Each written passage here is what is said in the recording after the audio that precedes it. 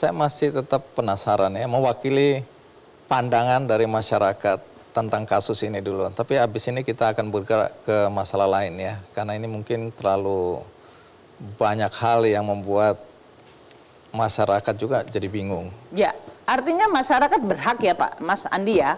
Saya berharap juga di dalam conversation ini juga kita bisa saja menyampaikan respons masyarakat. Sama seperti kalau orang sedang marah dan kecewa, banyak emosi yang akan muncul.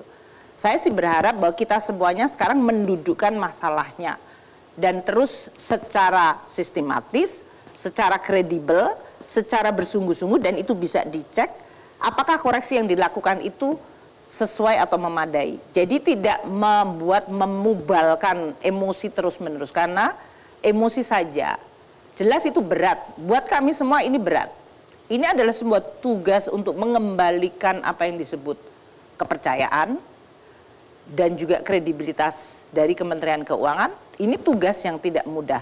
Namun ini adalah suatu tantangan yang harus kita hadapi dan harus kita lakukan. Jadi saya juga berharap di dalam forum seperti ini pun saya akan mengatakan, Anda boleh mendisek saya atau melihat dari sisi emosi, dari sisi apa yang dilakukan, dari sisi kelemahan dan pandangan. Namun saya juga berharap kita semua berpikir ini negara Republik Indonesia, kita urus bersama. Banyak hal yang tidak sempurna, tapi kami akan terus mencoba menjalankan dan melakukan koreksi-koreksi, dan saya akan umumkan kepada publik apa yang dilakukan. Ini bukan saya pribadi ya, ini institusi Kementerian Keuangan. Baik, dalam kasus ini Anda menjelaskan dengan nada agak tinggi. Anda kan selama ini dikenal keras, memegang prinsip, tegas. Bahkan ada yang bilang Sri Mulyani itu wanita besi. Tapi dalam kasus ini kenapa Anda tampak emosional? Apa yang istimewa dari kasus ini atau yang berbeda dengan tantangan-tantangan yang lebih besar yang pernah Anda hadapi sebagai Menteri Keuangan? Mas Andi, ini ya, pertama pemicunya adalah masalah penganiayaan. Seorang anak dianiaya. Kebetulan anak yang menganiaya adalah anak dari Direktorat Jenderal Pajak. Kalau emosi saya tidak tersulut melihat penganiayaan itu, saya tidak manusia dan saya bukan seorang ibu dalam hal ini. Saya mengakui itu adalah suatu trigger yang sangat-sangat. Jadi Anda lebih emosional karena kasus penganiayaan, bukan karena kasus kekayaan. Penyebabnya, tunggu dulu. Jadi boleh saya bicara ya, agak lengkap ya. Pemicunya adalah, dan itu beredar di seluruh masyarakat. Semua manusia menurut saya yang normal pasti tersentuh itu. Dan karena yang melakukan disebutnya namanya memang, tapi selalu diembel-embelkan anak pejabat pajak.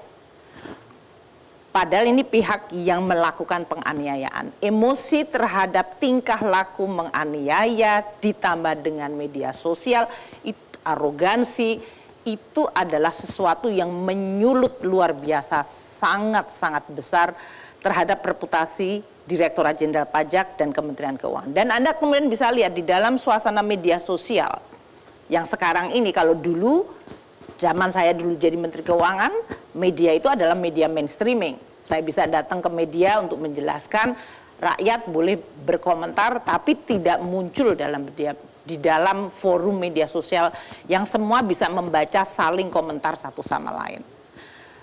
Sulutnya emosi ini menjadi sesuatu yang buat saya merupakan suatu tantangan yang luar biasa, beda sekali.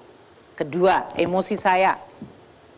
Mas Andi tahu bahwa membenahi Kementerian Keuangan dari awal, tahun 2005 akhir saya menjadi Menteri Keuangan pertama kali. Dan waktu itu image mengenai Menteri Keuangan sebagai suatu institusi yang tidak reliable, tidak trustable, koruptif, itu sangat besar. Kami membenahi bersama-sama internal, kita mengundang banyak pihak untuk bisa membenahi Kementerian Keuangan.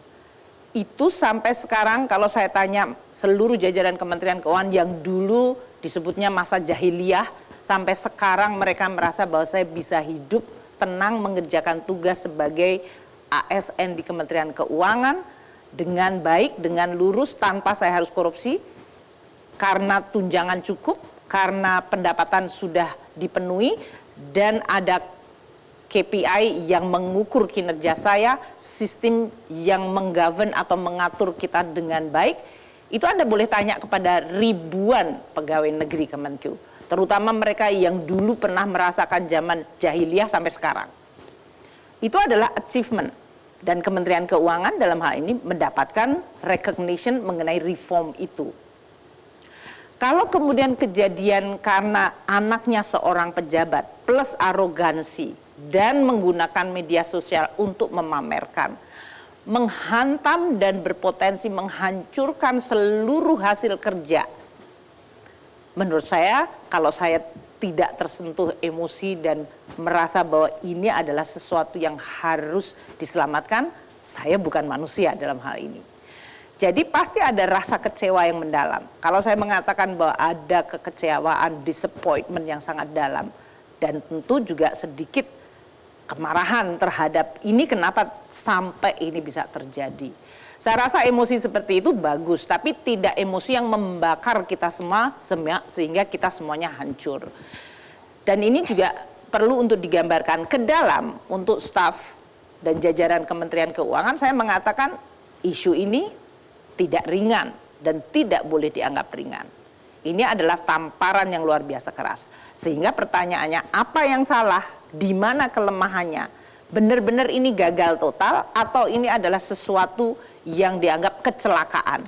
Itu adalah self evaluation yang kita lakukan. Tapi kalau kita melakukan sendiri, kan nggak mungkin untuk mendapatkan kembali kepercayaan. Maka kami bekerja sama dengan instansi lain. Dengan KPK kita bekerja sama, dengan PPATK kita bekerja sama. Siapa saja yang mau membantu saya hari ini, saya terbuka. Media massa kayak Mas Andi minta interview hari ini kan tujuannya juga ingin membuat klarifikasi.